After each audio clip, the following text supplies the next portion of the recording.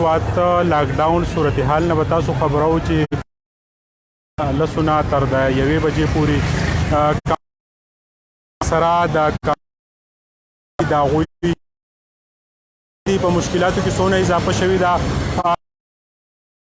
صارفینو ته مشکلاتو سره مخامخ دي یو طرف ته کرایانې دي د کورونو بل طرف ته د دکانونو کرایانې دي بل طرف ته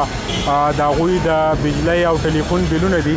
نو دا وخت د حکومت د طرفه هیڅ ریلیف چې دی هغه په نظر نه راځي خلک چې دی د بېشماره مسلو سره مخامخ دي دا وخت په سب ډیویژن بریکوټ کې د عام روټین رش دی د رش وجه زیاته دا ده چې خلک صرف دا دوه او خپلې سوداګانې علي بیا چې دی لاکډاون یې نو په هغې کې بېشماره خبرې جمع شوي مطابق سامانونه چې دی هغه اخلي دا وخت تاسو ګورئ د سب ډیویژن بریکوټ لوی عامو پکې رش دی د ګاړو په ذریعه د سوزکو په ذریعه د کم خوراک اشیا چې دی هغه کورونو ته سپلای کېږي دغه بانډجات چې دي د سب ډیویژن مختلف شپږ اووه لوی بانډجات چې هغې کې هم په هغوی ته چې دی ځان له چې دی غوړي چیني اوړه چې دی د هغې ضرورت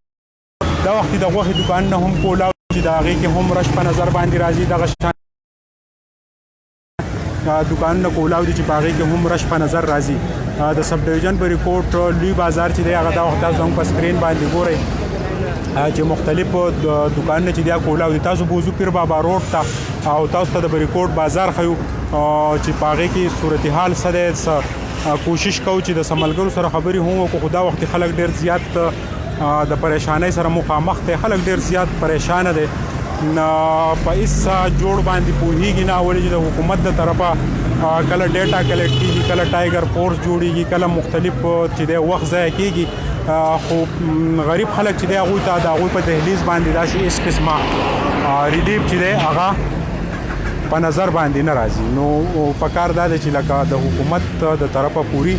اقدامات وشي او دا وختي عام ولس چې دی د لوی پریشانۍ سره مخامخ دی دا تاسو ګورئ د سب ډیویژن بریکوټ لوی بازار چې په هغې کې د عام روټین نه دا وختي رش په دې سیوا دی چې خلک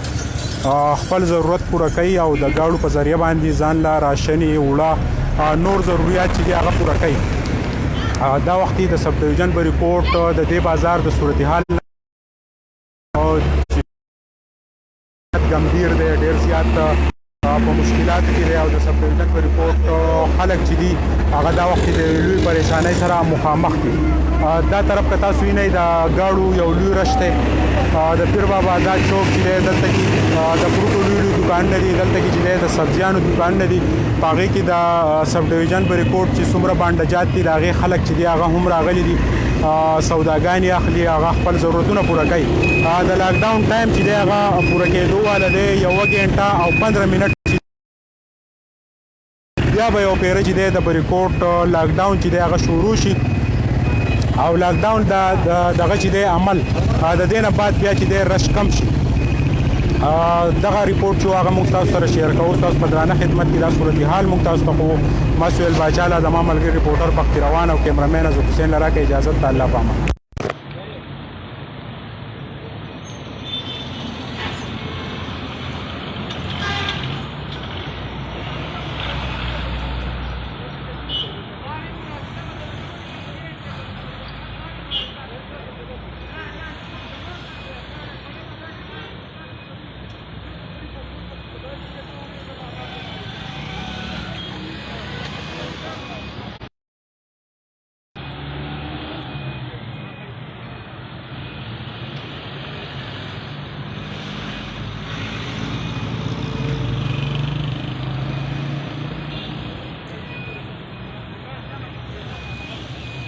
Bermuda, así hasta el